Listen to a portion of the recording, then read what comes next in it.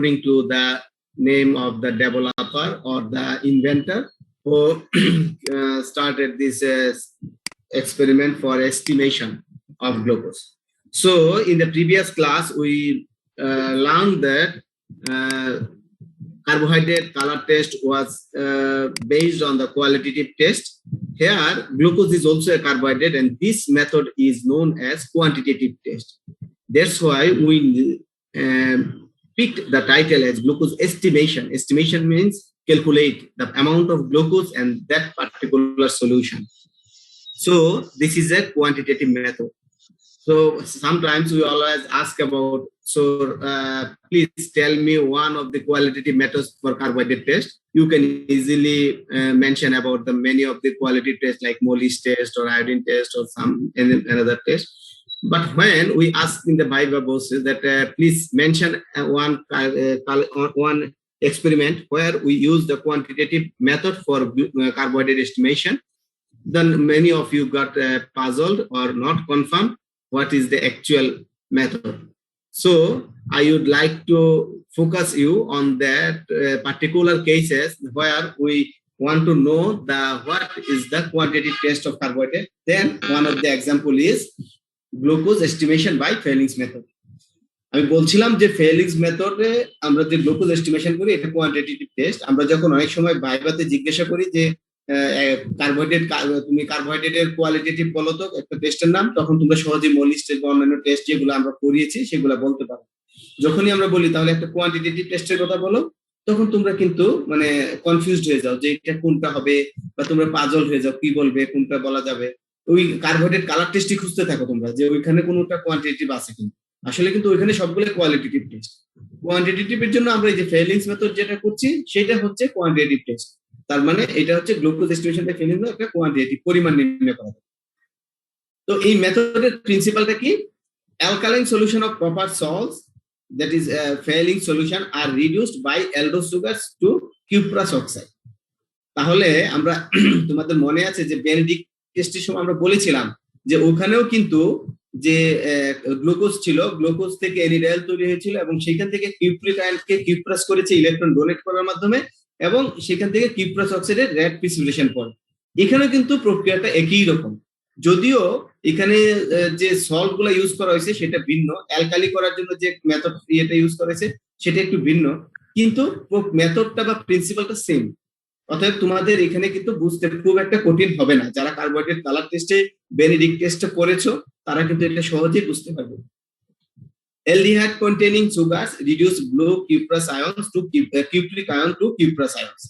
তাহলে এখানে দেখা যাচ্ছে যে কিউপ্রিককে কিউপ্রাসে রূপান্তরিত করছে, এবং এটা কিভাবে দিচ্ছে আমরা আগের একটা যে বেনেডিক্ট টেস্টে ভালো করে বুঝিয়ে দিয়েছিলাম যে এখানে ইলেকট্রন ডোনেট করছে। এখন যদি আমরা রিঅ্যাকশন মেকানিজমটা দেখি যে এটা হচ্ছে গ্লুকোজ আছে, এখানে অ্যালকালি দেওয়া হলো, এটা সোডিয়াম হাইড্রোক্সাইড হোক অথবা পটাশিয়াম হাইড্রোক্সাইড হোক, অ্যালকালির উপস্থিতিতে 1,2 এনিডায়াল অফ গ্লুকোজ। 1,2 কেন সেটা আমরা বলেছিলাম, এবং এনিডায়াল নামটা কেন 1,2 কারণ হচ্ছে 1 এবং 2 নম্বর কার্বনে ডাইল মানে অ্যালকোহল গ্রুপ আছে, তাই হচ্ছে ডাইল, এবং ইএনই যে সব ইয়েটা আছে সেটা হচ্ছে ডাবল বন্ডের জন্য। আমরা জানি যে সিঙ্গেল বন্ড থাকলে হচ্ছে অ্যালকিন, তারপরে হচ্ছে সিঙ্গেল বন্ড থাকলে অ্যালকেন, ডাবল বন্ড থাকলে অ্যালকিন, এবং ট্রিপল বন্ড থাকলে অ্যালকাইন বলা হয়। তো যেহেতু ডাবল বন্ড আছে এই জন্য এটাকে অ্যালকিন। ওই কিনের যে শেষের ইএনই আছে সেই ইএনইটা এখানে এসেছে, এই ইএনই এবং ডায়ল, এনিডায়ল যেটাকে বলা হচ্ছে। এই এনিডায়ালটা তৈরি হচ্ছে, এনিডায়ালটা যখন আমাদের যে কিউপ্রিক আয়ন আছে সেই কিউপ্রিক আয়নের সাথে রিঅ্যাকশন করবে, সুগার এসিড তৈরি করে এবং সেখানে কিউপ্রাস তৈরি করবে, এবং কিউপ্রাসটা থেকে হাইড্রোক্সাইডের সাথে যুক্ত করে কিউপ্রাস হাইড্রোক্সাইড হবে, এবং এটা হচ্ছে হিট দেওয়া হবে, যেহেতু হিট দেওয়া হচ্ছে সেই জন্য কিউপ্রাস অক্সাইডের রেড প্রিসিপিটেশন করবে। তাহলে এইভাবে কিন্তু রিডাকশনটা হয়। তো তোমরা কি এই বিষয়টা বুঝতে পারছো কিনা? এখানে কারো কোনো প্রশ্ন আছে কিনা?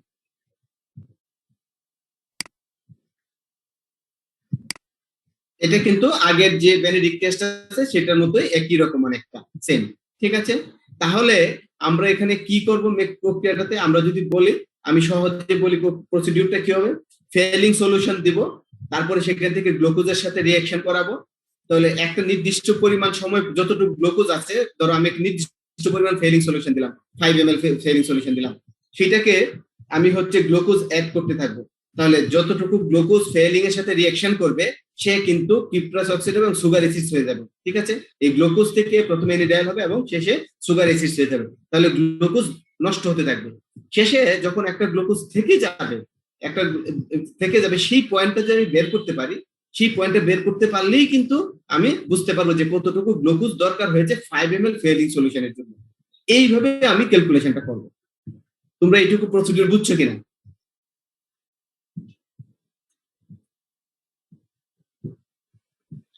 স্যার একটা প্রশ্ন। বলো। স্যার যে এনিডায়াল তো তৈরি হলো টটোমারিজমের মাধ্যমে। হুম। স্যার এখানে তো মানে সাম্যাবস্থার চিহ্নটা নেই, মানে টটোমারিজম তো সাম্যাবস্থা বিরাজ করে।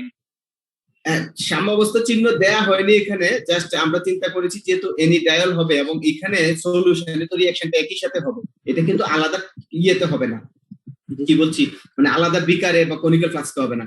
যখনই সে এনিডায়াল তৈরি হচ্ছে সে কিন্তু এই কিপ্রিক আয়নটাকে কনভার্ট করার জন্য, কিপ্রাস কনভার্ট করার জন্য সে মডিফাই হয়ে যাচ্ছে, মানে রিঅ্যাকশনটা ফরওয়ার্ড দিকে যাচ্ছে। এই 1 to এনিডায়াল এই স্টেবল কন্ডিশনে থাকছে না, সে রিঅ্যাকশনটাকে ফরওয়ার্ড করছে, সেই জন্য এটাকে এরো দিয়ে দেখানো হয়েছে।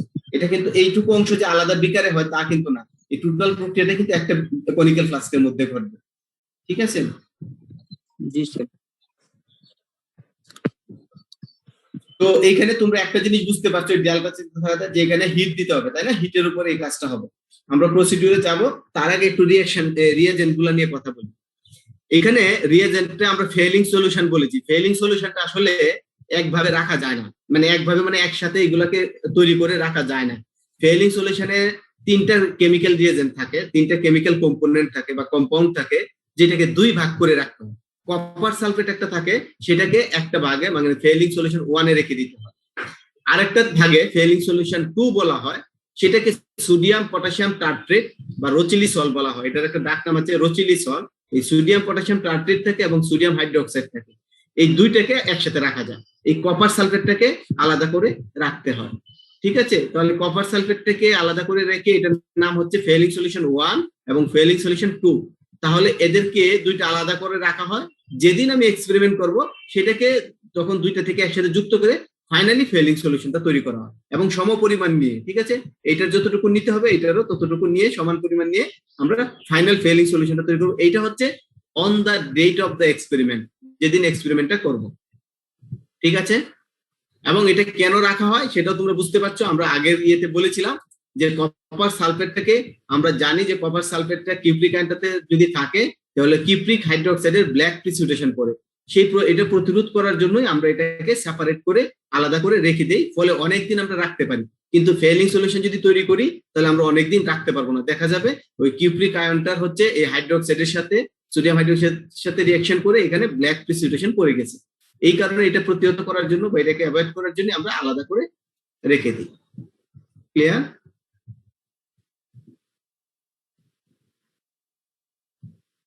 আর কোনো প্রশ্ন আছে? স্যার আরেকবার একটু বলুন স্যার। বললাম তোমাদেরকে পরীক্ষা আমরা জানি যে ফেলিং সলিউশন, বললাম তোমাদের আগের যে এক্সপেরিমেন্টে এখানে বললাম যে ফেলিং সলিউশন আর reduced by aldose sugar to cuprous oxide. তাহলে ফেলিং সলিউশন এখানে ইউজ করা হয়। এখন ফেলিং সলিউশন ইউজ করা হয় বলতে তোমাদের ধারণা হতে পারে যে এটা একটা সলিউশন রেডিমেড পাওয়া যায়, এটা আমরা রেডি করে ই করে ফেলবো। কিন্তু এই ব্যক্তির ক্ষেত্রে একটু ব্যতিক্রম আছে। আমরা ফেলিং সলিউশন 1 অথবা কেউ কেউ ফেলিং সলিউশন এ বলে এবং দ্বিতীয়টা হচ্ছে ফেলিং সলিউশন 2 অথবা বি বলে। ফেলিং সলিউশন এ এবং বি অথবা এ 1 অথবা 2 এই দুইটাকে আমরা আলাদা করে রেখে দিই একটা বিকারে বা একটা আমাদের ইয়েতে গ্লাস বোতলের মধ্যে কপার সালফেটের সলিউশন থাকে, আরেকটা গ্লাস বোতলের মধ্যে সোডিয়াম পটাশিয়াম টার্ট্রেট এবং সোডিয়াম হাইড্রোক্সাইড এই দুটা থাকে। ফলে এদের নিজেদের মধ্যে রিঅ্যাকশন করতে পারে না। আমরা অনেকদিন এটা ল্যাবে রেখে দিতে পারি। যেদিন আমরা এক্সপেরিমেন্ট করব সেদিন ফাইনাল ফেলিং সলিউশনটা তৈরি করি, এই দুইটা থেকে সম পরিমাণ নিয়ে এই ফেলিং সলিউশনটা তৈরি করি। এটা হচ্ছে যেদিন এক্সপেরিমেন্ট করব সেদিন আমরা ইউজ করি। এটাকে আর স্টোর করে রাখা যায় না বেশি দিনের জন্য। ঠিক আছে, এই জন্য আমরা এটা বলছি যে এটা আমরা ফ্রেশলি তৈরি করে ইউজ করি এবং এইখান থেকে আমরা 5 ml ফেলিং সলিউশন নিয়ে এটা এক্সপেরিমেন্টটা করে থাকি। বুঝতে পারছো? কারো কোনো কোশ্চেন আছে কিনা? বুঝতে পারছি স্যার। ওকে, এইখানে দেখো ওই আগের রিঅ্যাকশনে যখন বেনেডিক টেস্টে করেছিল সেখানে কিন্তু সোডিয়াম সাইট্রেট ছিল, এখানে কিন্তু সোডিয়াম পটাশিয়াম টার্ট্রেট বা রোচিলিসল, এটা কিন্তু ডাক নাম আছে একটা রোচিলিসল, এটা মনে রাখবা। যে রোচিলি সল্টের আরেক নাম কি সোডিয়াম পটাশিয়াম টার্ট্রেট অথবা সোডিয়াম পটাশিয়াম অল্টারনেটিভ নেম কি সেটা বলা হচ্ছে Rochelle salt. So what is the function of Rochili salt? We can see from this picture that Rochili salt can bind the cupric ion and make a chelating and make a chelate to keep the cupric ion inside the solution. Okay, from the Benedict test, we mentioned that sodium citrate acts as a chelating agent to keep the cupric ion in the solution. So in case of Rochili salt, also the function is same. You can see that the deep blue ingredients is the base tartrate complex of cupric ion. The tartrate tetraions serve as a chelating agent in the solution. এই যে cupric আয়নটাকে সলিউশনের মানে ধরে রাখার জন্য ওই রিঅ্যাকশনের সময়টাতে অন্তত এই যখন এই কপার সালফেট এবং টার্ট্রেট মিক্স হয়ে গেল, এটা যেন এখানেও কিন্তু কপার হচ্ছে সোডিয়াম হাইড্রোক্সাইডের সাথে রিঅ্যাকশন করতে পারে অল্প সময়ের জন্য হলো যেতে হবে, সেটাকে প্রতিহত করার জন্য এই সোডিয়াম পটাশিয়াম টার্ট্রেট এখানে কাজ করে, সে এটাকে ধরে রাখে, কপার আয়নটাকে সেখানে ধরে রাখতে পারে। ফলে দেখা যাচ্ছে যে এখানে আমার যে কিউপ্রিক আয়নটা যেটা রিঅ্যাকশনের জন্য দরকার সেটা এই সলিউশনের মধ্যে থাকছে, এবং এই কিউপ্রিক আয়নটাকেই এই গ্লুকোজের থেকে তৈরিকৃত এনিডায়ল কিউপ্রাসে রূপান্তরিত করে, এবং সেই কিউপ্রাস থেকেই আমরা দেখতে পাচ্ছি যে কিউপ্রাস অক্সাইড হয়, এবং কিউপ্রাস অক্সাইডের রেড প্রিসিপিটেশন থেকে আমরা বুঝতে পারি যে রিঅ্যাকশনটা এখানে হয়ে গেছে। স্যার জি স্যার। এইখানে রোচিলি সল্ট যে কিউপ্রাস আয়নটাকে ধরে রাখতেছে, তাইলে যখন আমরা আলাদা আলাদা করে রাখতেছি, এইখানে যদি মিক্সার করে রাখা হয় তাইলে স্যার প্রিসিপিটেশন কেন করতেছে? কারণ হচ্ছে তোমরা জানো যে সময়ের একটা ব্যাপার আছে রিঅ্যাকশনের জন্য। এই কিউপ্রিক আয়নটা যখন এখানে থাকবে রোচিলি সল্ট এটাকে অনেকক্ষণ বাইন্ড করে রাখতে হবে, কারণ সোডিয়াম হাইড্রোক্সাইড হচ্ছে স্ট্রংলি হচ্ছে অ্যালকালি, ঠিক আছে? এইটা এত স্ট্রং অ্যালকালি যে 1 ঘন্টা 2 ঘন্টার জন্য ঠিক আছে কিউপ্রিক আয়নটা, কিন্তু অনেক সময় যায়, ওর যেহেতু অ্যালকালিনিটি অনেক বেশি হাই, ও যে কোনো ভাবে এই নেগেটিভিটি, এটা তো হচ্ছে কোঅর্ডিনেশন কমপ্লেক্স, এটা হচ্ছে একটা কোঅর্ডিনেশন কমপ্লেক্স, এটা কিন্তু ইলেকট্রন আদান প্রদানের মাধ্যমে বন্ধন না, এটাতে এখানে রাখাটা কঠিন হয়ে যাবে। কিন্তু এবং এই কিউপ্রিক আয়নটাকে দেখা যাচ্ছে সোডিয়াম হাইড্রোক্সাইড যদি থাকে, এখানে ঋণাত্মক যেটা হাইড্রোক্সিল গ্রুপ আছে ও কিন্তু কিউপ্রিক আয়নটাকে বেশি অ্যাট্রাক্ট করবে, এবং এটাকে তার সাথে সাথে ওটাকে মানে বাইন্ড করে ফেলবে, ফলে কিউপ্রিক যেটা কিউপ্রিক হাইড্রোক্সাইডের ব্ল্যাক প্রিসিপিটেশন করবে, মানে অ্যাফিনিটিটা ওর সাথে বেশি। কিন্তু অল্প সময়ের জন্য হলে আমার যেহেতু ফ্রেশলি রিঅ্যাকশন করব, এবং এখানে একটা হিটের বিষয় আছে, হিট দেওয়ার ফলে ওইটা কিন্তু আরো সহজে এখানে বাইন্ডিং করে কোঅর্ডিনেশন কমপ্লেক্স তৈরি করতে পারে, not as a permanent bond, ঠিক আছে? অথবা পার্মানেন্ট ইলেকট্রন আদান প্রদান হচ্ছে না। এটাই হচ্ছে কারণ, যে কারণে আমরা এটা রেখে দিতে পারবো না বেশি দিন। থ্যাংক ইউ স্যার, বুঝতে পারছি। ওকে, সো এটা আমরা রিয়েজেন্ট গুলো জানলাম। এখন আমরা প্রসিডিউরে যাই। আমরা প্রিন্সিপাল জেনেছি, রিয়েজেন্টের কাজ কি, রিয়েজেন্টটা কিভাবে তৈরি করতে সেটা জেনেছি, এবং আমরা এই যে 5 ml ফেলিং সলিউশন নিয়ে এটা করতে হয় এটা জেনেছি। এখন আমরা এই প্রসিডিউর দেখব। তো প্রসিডিউরের ক্ষেত্রে আমরা প্রথমে স্ট্যান্ডার্ড নিয়ে করব কাজ। স্ট্যান্ডার্ড মানে একটা গ্লুকোজ সলিউশন নিতে হবে যেখানে আমি এর কনসেন্ট্রেশন জানি, সেক্ষেত্রে আমরা 1% একটা গ্লুকোজ সলিউশন নিই, এবং 1% কি তোমরা জানো যে 1 গ্রাম ইন পার 100 ml, তাই না? এই কনসেন্ট্রেশন এটা নেওয়া হচ্ছে। তো এইখানে যখন আমরা এই 1% স্ট্যান্ডার্ড গ্লুকোজ সলিউশন নিচ্ছি, নিয়ে এটা কাজ করব, তাহলে গত আগের যে আমি প্রসিডিউরটা বলেছিলাম সেখান থেকে তোমরা বুঝতে পারছো যে ফেলিং সলিউশন 1 এবং 2 থেকে সমপরিমাণ নিয়ে ফাইনাল ফেলিং সলিউশন করব, সেটা হচ্ছে এক্সপেরিমেন্টের দিনে ওই দিনে, এবং সেখান থেকে 5 ml ফেলিং সলিউশন নিব। তারপরে এখানে 10 to 15 ml ডিস্টিল ওয়াটার দেব, ঠিক আছে? এখানে ডিস্টিল ওয়াটার আবার দিতে হবে। তারপরে এটাকে আমার টাইট্রেশন করতে হবে। টাইট্রেশন কার এগেইনস্টে করব?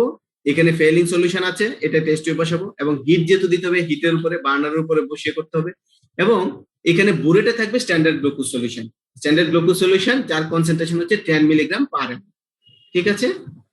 এই বুরেট থেকে আমি যখন গ্লুকোজ দিব, এই গ্লুকোজ ফেলিং সলিউশনের সংস্পর্শে আসবে, সে একটা বিন্দু পর্যন্ত এসে রিঅ্যাকশন করে ফেলিং সলিউশন থেকে প্রথমে গ্লুকোজ এসে এনিডাল তৈরি করবে, এনিডাল থেকে সুগার এসিড তৈরি করবে, এবং যে কিউপ্রিক আয়নগুলো আছে সেগুলোকে কিউপ্রাস করে ফেলবে।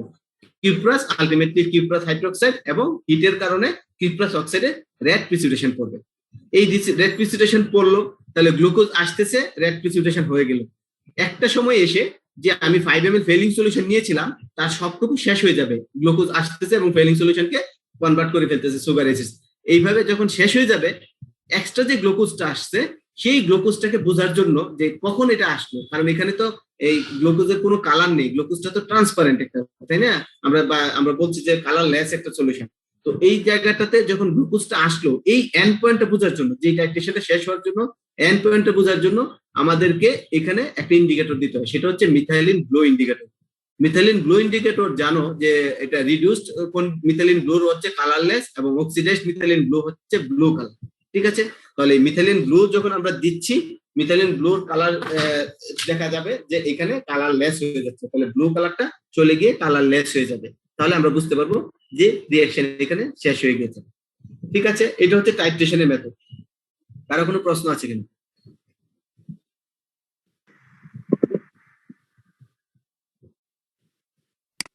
তোমরা অনেকগুলা টাইট্রেশন করছো অনেক সময়, জানো যে প্রথমে এখান থেকে বুড়ের থেকে যেটা আসে সলিউশন, নিচে একটা সলিউশন থেকে, দুইটা সলিউশনের মধ্যে রিঅ্যাকশন হতে হতে একটা সময় এসে নিচেরটা শেষ হয়ে যায়। শেষ হয়ে গেলে উপরের যেটা থাকে এইটা কখন এক্সট্রা পড়লো, এক ড্রপ পড়লো, সেটা আইডেন্টিফাই করাটাই হচ্ছে টাইট্রেশনের উদ্দেশ্য বা এন্ড পয়েন্ট যেটা আমরা বলি। এই এন্ড পয়েন্টটা বোঝার জন্য, যেহেতু আমার গ্লুকোজ আসছে এখানে, ফেলিং সলিউশন শেষ হয়ে যাচ্ছে বা রিডিউসড হয়ে যাচ্ছে, এই রিডিউসড হয়ে গিয়ে যাওয়ার পর এখানে দেখা যাচ্ছে যে এক্সট্রা যে গ্লুকোজটা আসবে, সেই গ্লুকোজটা এসে মিথাইলিন ব্লুকে সে এটাকে কনভার্ট করে দিবে, সে ব্লু কালারটাকে সেটাকে কালারলেস করে দিবে, তখন সেটা আমরা বুঝতে পারবো। ঠিক আছে, যে এই এন্ড পয়েন্ট কোথায়। এখন একটা বেসিক প্রশ্ন হচ্ছে, এটা তো টাইট্রেশন, এটা কি ধরনের টাইট্রেশন?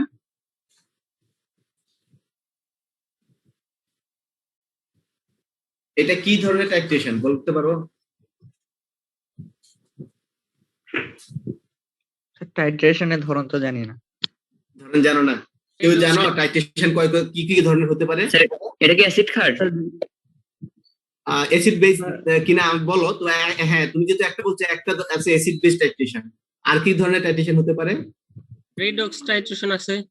ইয়েস, রিডক্স টাইট্রেশন হতে পারে, জারণ বিজারণ টাইট্রেশন হতে পারে। এখন এটাকে সংক্ষেপে রিডক্স বলে, তোমরা কিন্তু এটা একটু সকলেই ফলো করো। রিডক্স মানে রিডাকশন এবং অক্সিডেশন যদি করে, সেই রিডাকশনের সংক্ষেপে রিডক্স বলা হয় টাইট্রেশন। তাহলে অ্যাসিড বেস টাইট্রেশন এবং রিডক্স টাইট্রেশন, এটা কি এখানে কি অ্যাসিড বেস হওয়ার সুযোগ আছে? জি স্যার, অ্যাসিড বেসই তো বেস, এখানে sodium hydroxide base. Sodium hydroxide তো এখানে কোনো কাজ করতেছে না, কার সাথে কার কাজ হচ্ছে? আচ্ছা, আমি উত্তরটা দিয়ে দিই, এটা হচ্ছে রিডক্স টাইট্রেশন, কারণ তোমরা দেখতে পাচ্ছ যে এখানে অক্সিডেশন রিডাকশন রিঅ্যাকশন হচ্ছে। বুঝতে পারছো? আমরা যেহেতু প্রিন্সিপালও বলেছি যে গ্লুকোজ ফেলিং সলিউশনকে রিডিউস করে, ঠিক আছে, গ্লুকোজ ফেলিং সলিউশনটাকে রিডিউস করে, এবং সে এই অক্সিডেশন রিডাকশন করছে না। এবং এখানে তোমরা ইন্ডিকেটরের ফাংশনটাও দেখছো, সে রিডিউস কন্ডিশনে এক ধরনের কালার দিচ্ছে এবং অক্সিডাইজড কন্ডিশনে আরেক ধরনের কালার দিচ্ছে, ফলে এটাকে হচ্ছে আমরা বলে থাকি রেডক্স টাইট্রেশন। তো এটা মনে রাখবে, তোমাদের অ্যাসিড বেস টাইট্রেশন করানো হয়েছে যখন আমাদের সলিউশনের স্ট্রেংথ বের করার জন্য, তাই না? যে হয়তো বা হাইড্রোক্লোরিক অ্যাসিড আছে, সোডিয়াম হাইড্রোক্সাইড আছে, দুটার মধ্যে তুমি একটা কনসেন্ট্রেশন জানো আর একটা কনসেন্ট্রেশন বের করতে হবে, তখন তোমাদেরকে অ্যাসিড বেস টাইট্রেশন করে ক্যালকুলেশন করে S1 B1 দিয়ে ওইখানে তোমাদেরকে প্রমাণ করা হয়েছে যে এখানে এটা অ্যাসিড বেস টাইট্রেশন এবং আননোন কনসেন্ট্রেশনটা বের করা হয়েছে। এটা কিন্তু আমরা বলছি রেডক্স টাইট্রেশন। এখানে আরেকটা প্রশ্ন আমি স্বাভাবিকভাবে তোমাদের কাছে আশা করেছিলাম তোমরা বলতে পারতে যে এখানে কেন ডিস্টিল ওয়াটার নিচ্ছি। কারো কাছে উত্তর জানা আছে? স্যার নরমাল ওয়াটারে তো অনেক মিনারেলস থাকে, আয়ন থাকে স্যার, তাহলে এখানে ওকে, সমস্যা হয়ে এটা যাবে। ডিস্টিল ওয়াটারের উত্তর, ঠিক আছে। কেন তাহলে আমি এই ওয়াটারই নিচ্ছি, বলো এই ওয়াটার কেন দিচ্ছি? টাইট্রেশন আমি 5 ml ফেলিং সলিউশন নিয়ে গ্লুকোজের সাথে করে আমি শেষ করে ফেলতাম। স্যার আয়ন সৃষ্টি করার জন্য, কপার আয়ন। এই ডিস্টিল ওয়াটারে তো কপার আয়ন, তো এখানে তো সলিউশন, এটা যে সলিউশন ফর্মে আছে। ডাইলিউট করার জন্য। ডাইলুট করার জন্য, ডাইলুট করলে তো কোনো নেই, কারণ এখানে কিন্তু রিঅ্যাকশনটা হচ্ছে মলিকুল বেস এগেইনস্ট এ মলিকুল। ধরো একটা ফেলিং সলিউশনের যে ফলিকুলার মলিকুল আছে, বা একটা গ্লুকোজ যেটা আসতেছে, সেটা ওই একটা কিউপ্রাস আয়ন কিউপ্রিক আয়নকে চেঞ্জ করতেছে। কিউপ্রিক আয়নের সংখ্যা তো নির্দিষ্ট, তাই না? 5 ml এর মধ্যে। এখন তুমি 15 ml দিলেও 20 ml দিলেও তো কিউপ্রিক আয়নের নাম্বারটা সেম থাকবে, তাহলে গ্লুকোজ যতটুকু আছে ততটুকুই কাজে লাগবে, তুমি স্পেস যতটুকু বাড়াও সমস্যা নেই। স্যার ওয়াটার ছাড়া কি সলিউশনটা অ্যাক্টিভ হবে না এমন? সলিউশন তো এটা আছেই, এটা তো সলিউশন ফর্মে আছে, এটা তো ফেলিং যে সলিউশন লেখাই আছে, এটা সলিউশন ফর্মে, লিকুইড ফর্মে আছে। একটা খুবই সিম্পল একটা বিষয়, তোমরা অন্যবার সাইন্টিফিক্যালি অত চিন্তা না করে জাস্ট এই পিকচার থেকে তো উত্তরটা পেয়ে যেতে পারো। ওকে, আমার মনে হয় যে তোমরা অনেকে ট্রাই করছো, থ্যাংক ইউ। আমি উত্তরটা দিয়ে দিই। এখানে দেখো, এখানে তো হিটের উপর কাজ করতে হবে, তাই না? হিট হিট দিতে হবে। হিট দিতে গেলে তোমার 5 ml যদি থাকে, ওই 5 ml যখন আমি করব হিট দিব, তখন কিন্তু এই সলিউশনটা কমে যাবে। 5 ml খুবই অল্প পরিমাণ। তো যখন সলিউশনের কমে যাবে, মানে সলিউশন ড্রাই হয়ে যাওয়ার বা গ্লাস হয়ে মানে ভেঙে যাওয়ার মতো সমস্যা হতে পারে যদি কোনো সলিউশন না থাকে। কারণ ভ্যাপার তৈরি করবে, এটা তো সলিউশন ফর্মে আছে, ভ্যাপার তৈরি করবে এবং এখানে দেখা যাবে হিট দিলে এটা নষ্ট হয়ে যেতে বা ফ্র্যাকচার হয়ে যেতে পারে। এইটাকে অ্যাভয়েড করার জন্য আমরা ভলিউমটা ইনক্রিজ করার জন্য একটু ভলিউমটা বা স্পেসটা ইনক্রিজ করলাম, যেন এই ওয়াটার কপার আয়ন যতগুলো আছে সেটা তো নির্দিষ্ট সংখ্যক থাকবে, কিন্তু ওয়াটার ভলিউমটা বেশি থাকলে, সলিউশনের ভলিউমটা বেশি থাকলে হিট দিলেও ওইটা ধরো যে বাষ্প হলেও সেই পরিমাণ হবে না যেটাতে এই টাইট্রেশন করতে করতে ড্রাই হয়ে যাবে বা এটাকে বার্নিং হতে পারে, এরকম কোনো ধরনের জিনিসটা অ্যাভয়েড করার জন্য। ঠিক আছে? এবং এখানে আমরা যে স্পেসটাও ইনক্রিজ করতেছি, ফলে আমাদের যে কিপ্রিক আয়নের সাথে যে রিঅ্যাকশনটা হবে সেই জন্য স্পেসটাও একটু ইনক্রিজ পাবে। সলিউশনে হচ্ছে কিপ্রিক আয়ন গুলা বিক্ষিপ্ত ভাবে ছড়িয়ে থাকবে আর কি, ফলে মানে এরিয়াটা বেশি হবে রিঅ্যাকশনটা দ্রুত হওয়ার জন্য। তো এই কাজ কারণে আমরা এটা করে থাকি। তো এটা হচ্ছে কনসেপ্ট। তাহলে এখান থেকে আমরা স্ট্যান্ডার্ড গ্লুকোজের আমরা একটা বুলেট রিডিং পাবো, তাই না? যে স্ট্যান্ডার্ড গ্লুকোজ সলিউশনের কতটুকু লাগলো এই 5 ml ফেলিং সলিউশনকে মানে রিডিউস করার জন্য। Am I correct? তোমরা কি জি, স্যার। বুঝতে পারছো? ওকে, যদি বুঝে থাকো তাহলে আমাদেরকে পরে যেতে হবে আননোন স্যাম্পলের জন্য বা স্যাম্পলের জন্য। ঠিক আছে, স্যাম্পলের জন্য এখন করব প্রসিডিউর সেম। ফেলিং সলিউশন তো আমরা তৈরি করে নিলাম, 5 ml ফেলিং সলিউশন নিলাম, 15 to 20 ml ডিস্টিল ওয়াটার দিব, টাইট্রেশন করব। শুধু এই বুড়িটা তখন আমরা আননোন গ্লুকোজ সলিউশনটা নিব, যেটার আমি কনসেন্ট্রেশন জানি না। ঠিক আছে, আগেরটা যেমন কনসেন্ট্রেশন জানা ছিল, এটার হচ্ছে কনসেন্ট্রেশন জানি না। একই প্রক্রিয়ায় মিথাইলিন ব্লুর মাধ্যমে এখানেও কিন্তু আমরা বুলেট রিডিং পাবো, যে প্রত্যেকবার 5 ml এর জন্য কতটুকু আমার সলিউশন দরকার হলো, প্রত্যেকবার 5 ml এর জন্য কতটুকু সলিউশন দরকার হলো। ঠিক আছে?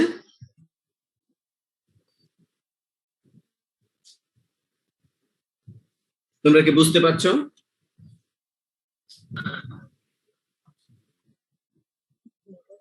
জি স্যার। ওকে, তাহলে আমরা জানি যে টাইট্রেশন করলে, তোমরা ইন্টারমিডিয়েট থেকে এটা করে আসছো, যে টাইট্রেশন করলে 3 বার করে করতে হয়, তাই না? 3টা ভ্যালু নিয়ে আবার এই মানটা নিতে হয়।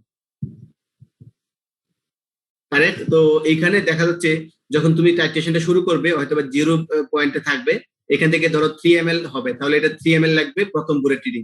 তারপরে হয়তো 3.2 ml দরকার হলো, সেটা হবে দ্বিতীয় বুলেট রিডিং। পরে ওই 3 ml 2 থেকে যেখান থেকে নিল, তারপর আরেকটা রিডিং হবে, সেটা ধরো 3.3 ml।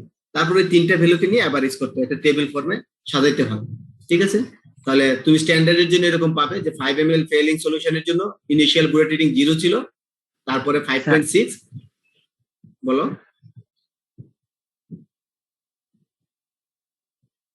ওকে, তো যে ইনিশিয়াল বুলেট রিডিং 0 ছিল এবং ফাইনাল বুলেট রিডিং 5.6, তাহলে আমরা ডিফারেন্স থেকে বুঝতে পারলাম যে 5.6 ml আমার হচ্ছে স্ট্যান্ডার্ড গ্লুকোজ সলিউশন লিখেছে। তারপরে 5.6 যেহেতু আছে, ওখান থেকে আর দ্বিতীয় টাইট্রেশনটা করবে। তারপরে তাহলে 11.2, এটা এই সংখ্যাগুলো কিন্তু আমি র্যান্ডমলি লিখছি জাস্ট তোমাদেরকে বোঝানোর জন্য। তারপরে এটা 5.6, তারপর 11.2 থেকে তৃতীয়টা শুরু করবে, দেখা গেল 17.2 পর্যন্ত ইউজ হয়েছে। ফলে এটা মাইনাস করলে, মানে এটা থেকে এটা মাইনাস করলে, ফাইনাল থেকে ইনিশিয়ালটা মাইনাস করলে যেটা পাওয়া যায় সেটা হচ্ছে ডিফারেন্স, তাহলে 6। তাহলে এই 3টা থেকে অ্যাভারেজ করলে মিন ভ্যালুটা, এটা আমি ধরলাম x। এইভাবে আননোনের জন্য, আননোন সলিউশনের জন্য কিন্তু একটা পাবে, এটা হচ্ছে ধরি y। তাহলে স্ট্যান্ডার্ডের জন্য পেয়েছো বুলেট রিডিং x, আননোনের জন্য পেয়েছো y। এইটা নিয়ে এখন ক্যালকুলেশন করতে হবে। ক্যালকুলেশনটা কিরকম হবে, যে আমরা বলতে পারি যে 5 ml ফেলিং সলিউশন অক্সিডাইজড, আমরা উল্টা ভাবে বলছি আর কি, যে যেহেতু আমরা বলেছি যে গ্লুকোজ সলিউশন রিডিউস করে ফেলিং সলিউশনকে, তাহলে 5 ml Fehling solution oxidized x ml standard glucose solution, স্ট্যান্ডার্ডের জন্য x ml ছিল এভারেজ। তাহলে আমরা জানি স্ট্যান্ডার্ডের 1 ml এর মধ্যে 10 মিলিগ্রাম ছিল, তাহলে x ইনটু 10 মিলিগ্রাম গ্লুকোজ, তাহলে 5 ml Fehling solution x into 10 milligram গ্লুকোজকে সে অক্সিডাইজ করতে পারে। এটা স্ট্যান্ডার্ড থেকে আমরা বের পেয়েছি। ফর আননোনের জন্য আমরা দেখতে পাচ্ছি 5 ml Fehling solution oxidised y ml unknown glucose solution, এটা টেবিল 2 থেকে যেটা পেয়েছি, যে একই পরিমাণ ফেলিং সলিউশন নিয়েছি কিন্তু আননোনের ক্ষেত্রে দরকার হয়েছে y ml। এখন আমার কথা হচ্ছে 5 ml ফেলিং সলিউশনকে যতগুলা কপারকে সে কপার আয়নকে আছে যতগুলো আছে, সেই জন্য যতটুকু গ্লুকোজ দরকার, এই 5 ml তো সেই পরিমাণ কপার আয়ন আছে বা কিউপ্রিক আয়ন আছে, সে তাহলে একই পরিমাণ ওয়েটের দিকে যদি বলি গ্লুকোজ মলিকুল দরকার, তাই না? তাহলে এই যে মিলিগ্রাম গ্লুকোজ এই ওয়াইএমএল এর মধ্যে অবশ্যই আসছে, তাই না? এইটা থেকে আমরা বলতে পারি যে YML unknown glucose solution contains x into 10 milligram glucose. এটুকু আমি বলতে পারি কিনা, তোমরা বুঝতে পারছো? স্যার আবার বুঝতে পারিনি। ওকে, আমরা বলছি যে প্রথমে একটা স্ট্যান্ডার্ড সলিউশন নিয়ে করেছি, একটা আননোন নিয়ে করেছি। স্ট্যান্ডার্ডে বলা হচ্ছে যে স্ট্যান্ডার্ড আমার ওই 5 ml ফেলিং সলিউশনের জন্য স্ট্যান্ডার্ড সলিউশন দরকার হয়েছে x ml, আননোনের 5 ml এর জন্য দরকার হয়েছে y ml।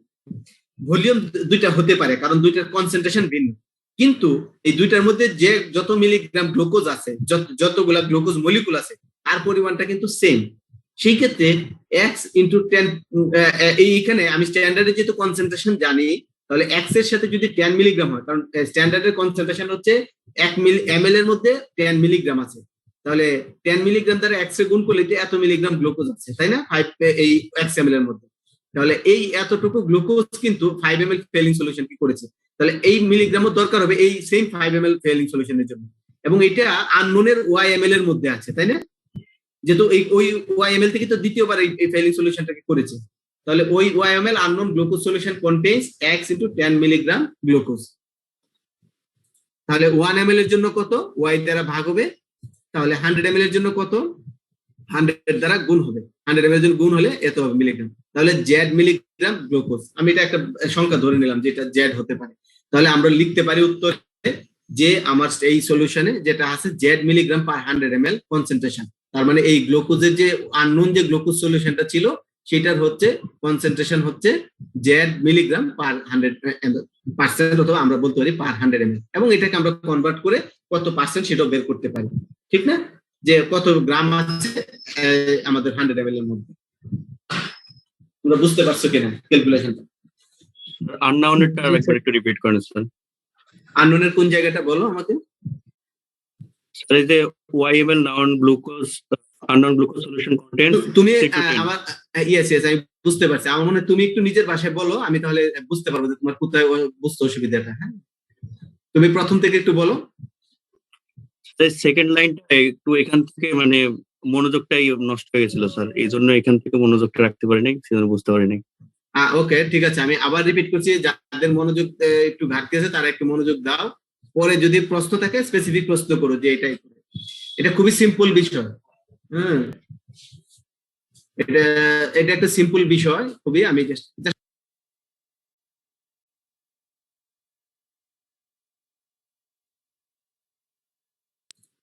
ওকে সরি, আমি বলছি যে এখানে আমার আননোনের যে সলিউশনটা আছে, আননোন সলিউশন বলতে গ্লুকোজটা হচ্ছে আননোন সলিউশন, ঠিক আছে? ফেলিং সলিউশনটা তো আমার কাছে সেম, আমি এখানে যে 5 ml নিয়েছি একই সলিউশন থেকে 5 ml নিয়েছি, তাহলে 5 ml ফেলিং সলিউশন অক্সিডাইজড করেছে আননোনের YML, যেটা আমরা আগের টেবিল থেকে দেখেছি। তাহলে আননোনের YML দরকার হয়েছে, স্ট্যান্ডার্ডের XML দরকার হয়েছে। দুইটা ভিন্ন কেন আসতেছে? ভিন্ন আসতেছে কারণ দুইটার কনসেন্ট্রেশন ভিন্ন, ঠিক আছে? আমি স্ট্যান্ডার্ডের কনসেন্ট্রেশন জানি, তার প্রেক্ষিতে আমি বলতে পারি যে XML স্ট্যান্ডার্ড গ্লুকোজ মানে হচ্ছে সেখানে x into 10 to the power milligram glucose আছে, কারণ আমি স্ট্যান্ডার্ডটা যেটা ইউজ করেছি তার কনসেন্ট্রেশন হচ্ছে 10 মিলিগ্রাম পার ml, মানে 1 ml এর মধ্যে 10 মিলিগ্রাম আছে, তাহলে XML এর মধ্যে x কে 10 দ্বারা গুণ হবে, তাহলে এত মিলিগ্রাম গ্লুকোজ আছে। এটা হচ্ছে আননোনের ক্ষেত্রে আমি জানি যে এই যে সলিউশনটা যতটুকু আমার দরকার হয়েছে সেখানে এত মিলিগ্রাম গ্লুকোজ আছে। আননোনের ক্ষেত্রে আমার YML দরকার হয়েছে, কিন্তু যেহেতু ফেলিং সলিউশনটা দুই জায়গাতেই সেম এবং পরিমাণ সেম, তার জন্য কিন্তু সম পরিমাণ গ্লুকোজ দরকার হবে ওয়েটের ক্ষেত্রে, আমরা ওজনের ক্ষেত্রে বলছি। তাহলে এই YML দরকার হয়েছে, মানে এই YML এর মধ্যে অবশ্যই এত মিলিগ্রাম গ্লুকোজ রয়েছে, ঠিক আছে? এই এত মিলিগ্রাম গ্লুকোজটা যে রয়েছে YML এর মধ্যে, আমি এই কথাটা এখানে বলেছি যে YML unknown glucose solution contains এত ml গ্লুকোজ, ঠিক আছে? তাহলে 1 ml unknown glucose solution contains, আমরা এটাকে y দিয়ে ভাগ করেছি এবং 100 ml এর জন্য 100 দ্বারা গুণ করেছি। তারপর উত্তর যেটা আসবে যে সংখ্যাটা, এটাকে আমরা एग्जांपल হিসেবে z বলেছি, উত্তরটা হতে পারে যে z মিলিগ্রাম পার 100 ml অথবা z মিলিগ্রাম পার্সেন্ট গ্লুকোজ, মানে এটা হচ্ছে কনসেন্ট্রেশন এই আমার আননোনের, ঠিক আছে? আননোনের কনসেন্ট্রেশন বের করেছি। এটা অনেকটা হচ্ছে কি, আমি সহজ ভাষায় যদি বলি, এটাকে যদি বলি a equal to b, a equal to c, তার মানে আমি b ইকুয়াল টু c বলতে পারি, ঠিক আছে? যেহেতু এখানে ফেলিং সলিউশনটা দুই জায়গাতেই সেম। তোমার ক্লিয়ার হয়েছে এখন? জি স্যার, বুঝতে পারছি। ওকে, আর কারো কোনো অসুবিধা? তোমরা যদি কেউ একজন স্বেচ্ছায় নিজের ভাষা একটু বলতে চাও, তাহলে আমার মনে হয় যে তোমাদের ফ্রেন্ডদের আরেকটু ইজি হয়ে যাবে। তোমরা কি কেউ বলতে চাও যেটা তুমি বুঝতে পেরেছো এখান থেকে? স্যার এটা তো আইওডিমিতির মতো নিয়মে, সরি, আইওডিমিতি ছিল না স্যার, ওইটার নিয়মে আর কি। হ্যাঁ হ্যাঁ, ওই নিয়মে আমার হচ্ছে জাস্ট সিম্পল একটা বিষয়, যেহেতু 5 ফেলিং সলিউশন সেম, তো ওই felling solution 5 ml Fehling solution যত গ্লুকোজকে করবে, আননোনের জন্য স্ট্যান্ডার্ডের জন্য সেই পরিমাণই করবে, কিন্তু কনসেন্ট্রেশন ভিন্ন হওয়ার কারণে আমাদের ভলিউম ভিন্ন আসতেছে, এইটুকুই পার্থক্য। ওইটাকে আমরা ভলিউমটাকে ওয়াইটে কনভার্ট করার জন্যই আমরা দুইটা টেবিল করেছি এবং দুইটার সাথে কম্পেয়ার করেছি এবং ওখান থেকে ভ্যালুটা বের করেছি।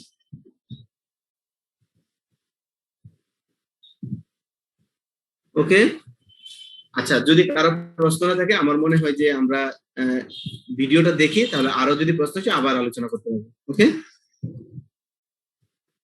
জি স্যার।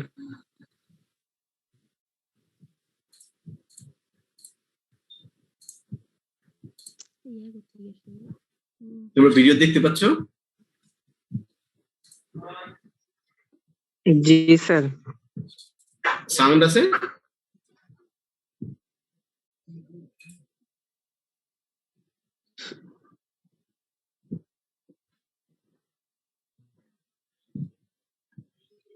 স্যার রেজলিউশন অনেক গুলা দেখাচ্ছে।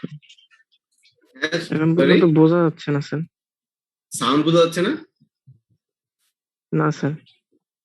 স্যার সাউন্ড প্লাস ভিডিও গুলা দেখাচ্ছে একটু। ভিডিও মনে হয় নেটের স্পিডের জন্য হতে পারে, কিন্তু সাউন্ডটা তো আসার কথা। সাউন্ড আসে নাই?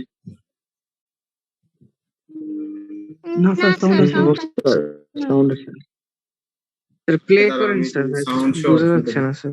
না না, ওকে। সামান্য 20 ml ওয়াটার দিয়ে এখানে আগে থেকে আমরা বসাই রাখছি। এখন আসতেছে সাউন্ড। ওকে, মেথড আজকের এক্সপেরিমেন্টের নাম। এখানে বুড়িতে দেওয়া আছে স্ট্যান্ডার্ড গ্লুকোজ সলিউশন, এখানে 1% গ্লুকোজ সলিউশন, আর নিচে দেওয়া আছে ফেলিক্স দ্রবণ 5 ml। ফেলিক্স দ্রবণ নিয়ে সামান্য 20 ml ওয়াটার দিয়ে এখানে আগে থেকে আমরা বসাই রাখছি। বয়েলিং পয়েন্টে আসলে আমরা টাইট্রেশন শুরু করব। এর আগে দেখাই যে ফেলিক্স দ্রবণ আর ফেলিক্স 1 এবং ফেলিক্স 2 এবার আলাদা আলাদা আমরা রেখে দিই সংরক্ষণ করার জন্য। একত্র করলে রিয়েকশন নষ্ট হয়ে রিয়েকশনে নষ্ট হয়ে যায়, এই কারণে আলাদা আলাদা করে রাখি। এখানে আছে কপার সালফেট আর এখানে আছে ন্যাচুরালি সোডিয়াম পটাশিয়াম টার্ফেট। এই দুইটা 1:1 রেশিওতে আমরা আগে এক্সপেরিমেন্ট করার আগে জাস্ট মিশাই দিই। এখানে হলো যে যতটুকু দিব সম পরিমাণে ওটাতে কতটুকু দিব।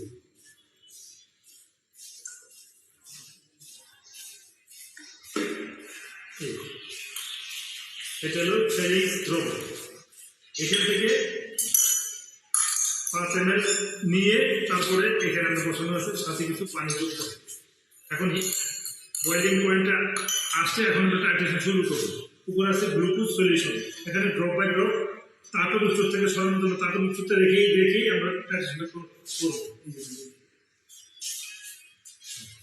ড্রপ বাই ড্রপ করতেছে, কিছুক্ষণ পরে এটা হালকা কালার ডিজেপিয়ার হয়, তখনই আমরা আরেকটা ইন্ডিকেটর ব্যবহার করবো। ওই ইন্ডিকেটর নাম হচ্ছে মিথাইল ব্লু। আবার আগের কালার ফিরে আসবে। এখন আবার টাইট্রেশন করা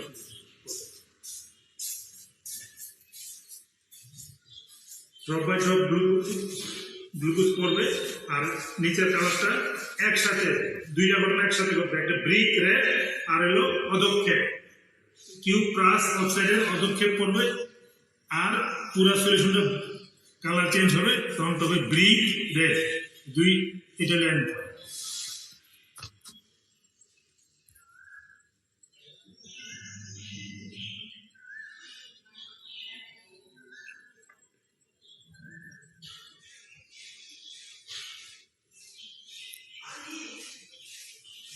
এই চেঞ্জ হচ্ছে কমপ্লিট। এখন এই তাপের উৎস থেকে বুলেটটা সরাই নিয়ে এসে আমরা কতটুকু আসছে তৈরি 5 ml এইভাবে একটা ট্রায়াল হলে এইভাবে পরপর 3টা ট্রায়াল দিতে হবে মিনিমাম করে আমরা একটা গড় পাবো গড় বেগ নিয়ে সূত্রের মধ্যে ফেলে ক্যালকুলেশন করলে গ্লুকোজের পার্সেন্টেজ চলে যাবে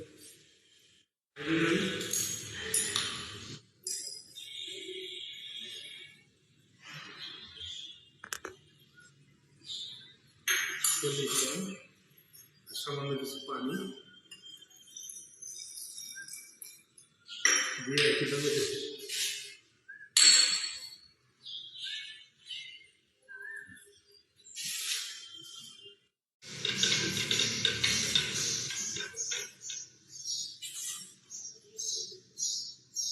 আগেরটার মতোই বুদবুদ ওটা শুরু করলে টাইটেল করা শুরু করবে তারপরে উচ্চ থেকে সরানো যাবে তাদের মধ্যে রেখেই কাজ করতে হবে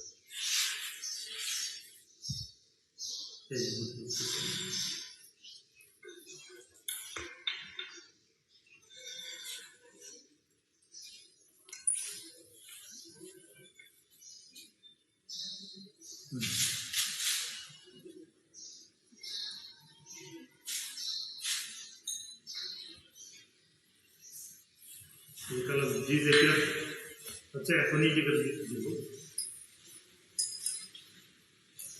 আবার কালার ফিরে আসবে আবার প্যাটার্ন করা শুরু করবে পরে সাথে সাথে পুরো কালার চেঞ্জ হবে কিউপ্রাস হচ্ছে ক্ষেত আর ব্রিক রেড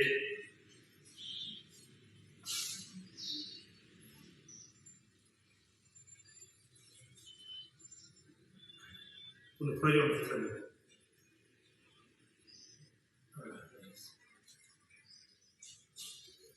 এখন এন্ড পয়েন্টে এখন যদি বুলেটটা সম্পূর্ণ ঢেলে দেই তারপরেও আমরা কালার তৈরি করে থাকবে তাহলে সাথে ড্রপে কালার চেঞ্জ হবে এটা হলো 8.9 স্যাম্পলের রিডিং আর স্ট্যান্ডার্ডের রিডিং হলো 5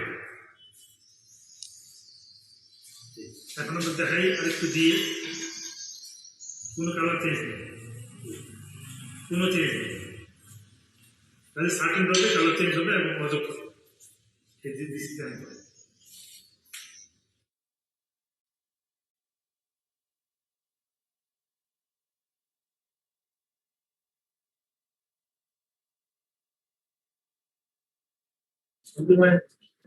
তোমরা বুঝতে পারছো?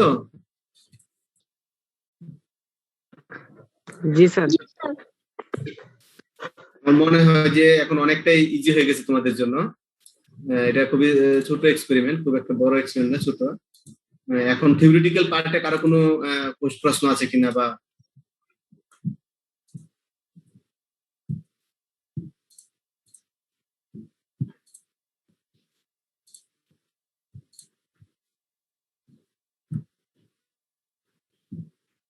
আমি একটা লিংক পাঠিয়েছি, অ্যাটেন্ডেন্সটা দিতে থাকো আর আমরা ডিসকাশন করতে থাকি পাশাপাশি। তো তোমাদের কারো কোনো প্রশ্ন আছে কিনা? থিওরি পার্টে প্রথমটা আমি শেষ করি আজকেরটা, পরে আমরা যে কার্বোহাইড্রেটে যাব। থিওরি পার্টে মানে গ্লুকোজ এস্টিমেশনের ক্ষেত্রে কারো কোনো প্রশ্ন আছে কিনা?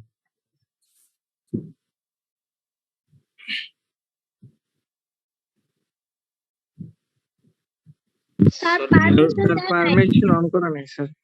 স্যার অ্যাটেন্ডেন্স স্যার গুগল ফর্মে পারমিশন না স্যার। ও সরি, এখন চেষ্টা করে দেখো। জি স্যার এখন ঠিক আছে। আবার শেয়ার করছি।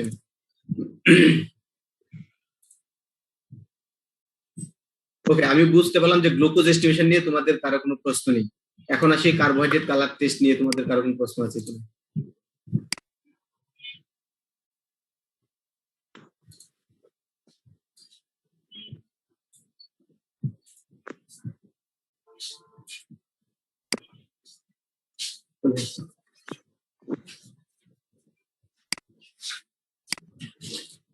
স্যার গ্লুকোজ স্টেশনের মধ্যে স্যার একটা কোশ্চেন ছিল।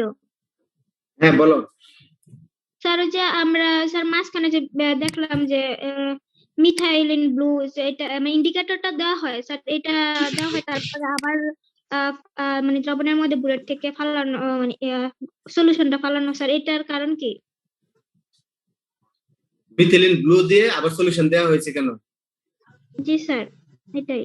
হ্যাঁ, প্রথমে কিছুটা গ্লুকোজ সলিউশন দেওয়া হয়, দিয়ে ওই রিঅ্যাকশনটাকে কমপ্লিট করা হয়। আমাদের টার্গেট হচ্ছে যখনই এক্সট্রা গ্লুকোজটা সলিউশনে থাকবে সেটা মিথাইলিন ব্লুর সাথে রিঅ্যাকশন করবে, মিথাইলিন ব্লুটাকে রিডিউস করে দিবে, ঠিক আছে? সেটা করার চেষ্টা করতে হয়। তাহলে এখন প্রথম থেকে মিথাইলিন ব্লু দেওয়া যায়, কিন্তু মিথাইলিন ব্লুটা হিটে দেখা যায় অনেকক্ষণ থাকলে ডিনেচার হয়ে যেতে পারে। সেটা অ্যাভয়েড করার জন্য আমরা ধরো কিছুটা রিঅ্যাকশন যখন কমপ্লিট হলো, যখন রেড প্রিসিডেশন করছে, তখন আমরা বুঝতে পারলাম যে এখানে গ্লুকোজ এই আমাদের কিউপ্রিক আয়নটাকে কিউপ্রাসে করতেছে। ওইটা কনফার্ম করে এবং কিছুটা এক্সপেরিমেন্ট প্রসিড করার পরে এটাকে নিয়ে এসে তখন মিথাইলিন ব্লুটা দিলাম।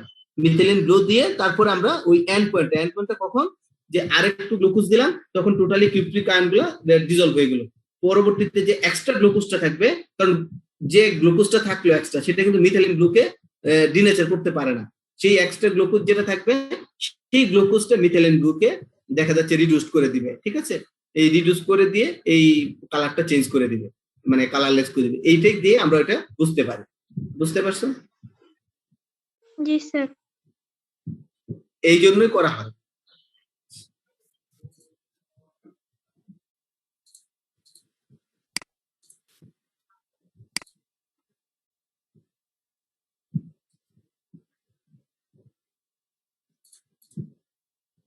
আমার মনে হয় অনেকেই অ্যাটেন্ডেন্স দিতে পারছো না। তোমরা যারা আমি জানি না তোমরা কি পেয়েছো কিনা, তোমাদের একটু ফ্রেন্ডদেরকে বা তোমরা একটু তোমাদের অবশ্যই চ্যাট বক্সে আমাকে দিতে হবে আবার রিমাইন্ডার।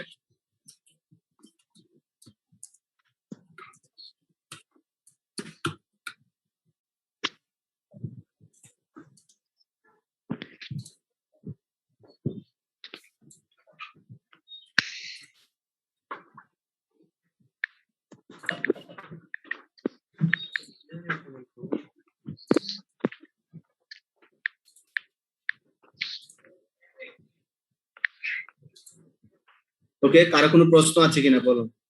এবং দুইটা এক্সপেরিমেন্ট, গ্লুকোজ এস্টিমেশন এবং কার্বোহাইড্রেট কালার টেস্ট। স্যার রোচিলি সল্টের ফাংশনটা যদি আরেকবার বলে দিতেন, তখন আসলে নেটওয়ার্কের সমস্যা হয়েছিল তো। রোচিলি সল্ট হচ্ছে চিলেটিং এজেন্ট হিসেবে কাজ করে। চিলেটিং এজেন্টটা তোমাদেরকে বলেছিলাম আমাদের বেনেডিক্ট টেস্টের সময়। চিলেটিং এজেন্ট হচ্ছে কাঁকড়ার যেরকম সামনের দিকে দুইটা মাসল থাকে, যেটা চিলেটের মতো ইয়ে করে, ঠিক আছে? এটা হতে পারে, অথবা আমরা দেখি চিল যেভাবে একটা শিকার ধরে যে পায়ের মধ্যে পায়ের আঙ্গুল দিয়ে যেভাবে সে আঁকড়ে ধরে রাখে, সেই আঁকড়ে ধরাটাকে বলা হচ্ছে চিলেটিং। এবং এটাকে এই জন্য এটা চিলেটিং এজেন্ট হিসেবে কাজ করে, যে কিউপ্রিক আয়নটাকে সলিউশনে আঁকড়ে ধরে রাখে, সেই জন্য এটাকে বলা হচ্ছে চিলেটিং এজেন্ট। Okay sir. আচ্ছা, আমি এই যে তোমরা ক্লাস করছো, তোমাদের এখানে কি ফরেন স্টুডেন্টরা কি তারা কানেক্টেড থাকে? সিআর যারা আছো, তোমাদের কাছে কি তথ্য আছে? আমি কিন্তু কাউকে ওইভাবে দেখতে পাচ্ছি না। ক্লাস করছি কিন্তু ওদের তো কারো কোনো প্রশ্ন বা for the foreign students, this message is for the foreign students. Do you have any question about this class? Because I conducted the class in Bengali, so maybe you have some problem or troubles to understand completely. So if you have any question or any kind of confusion, let us discuss today. And you are also welcome to day after today, anytime before the examination. I want to hear from the foreign students. Can you hear me? Yes, sir.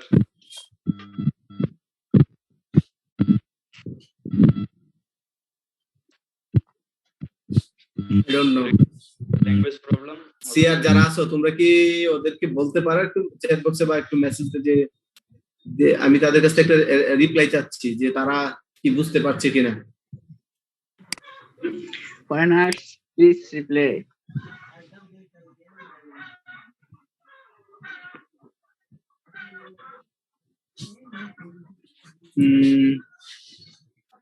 এই যে sir এখানে কে আছে আমাকে তোমাকে নাম বলতে রোশন আছে, পারো? প্রজিতা গাওয়ালি আছে স্যার।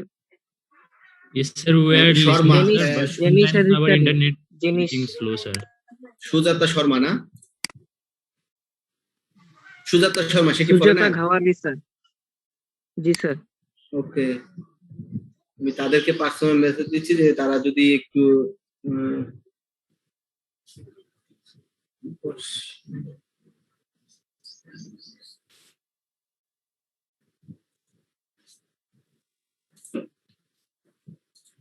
সবাইকে দে ওরা।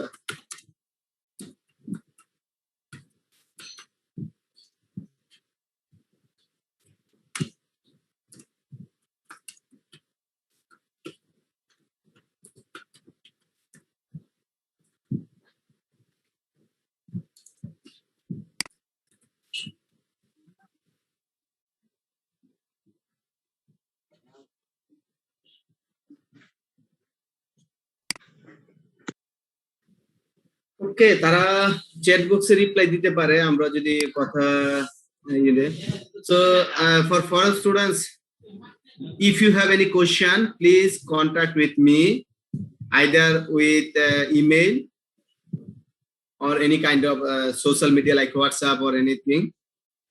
But I need to hear from you that you have got my message. Otherwise, I cannot confirm that whether you have learned or you have known that I am requesting you to contact with me in case of difficulties.